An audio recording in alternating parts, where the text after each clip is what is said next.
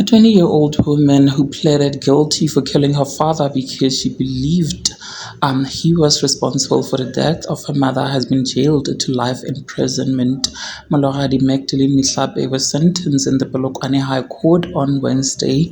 The National Prosecuting Authority said despite Mihlape's guilty plea, the court imposed the prescribed minimum sentence because the state believed the guilty plea was motivated by overwhelming evidence rather than genuine remorse.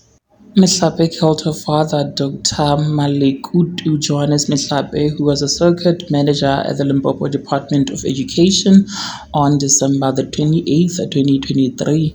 The NPA Mihlape orchestrated the murder following claims made by a traditional healer who alleged that her father was responsible for her mother's death through the use of muti.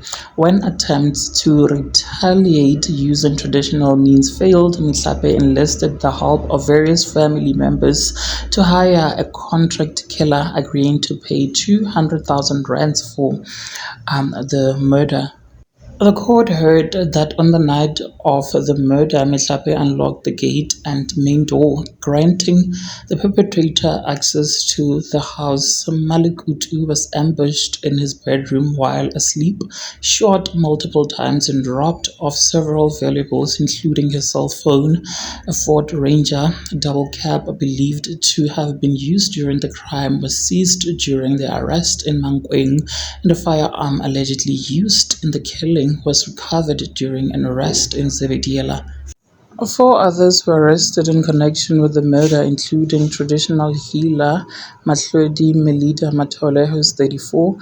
Three other accused are Tshepho Gabriel Ranoto, Hlalohelo Class Mogotlane, both 34, and Michael Sello Molongwane, who is 42.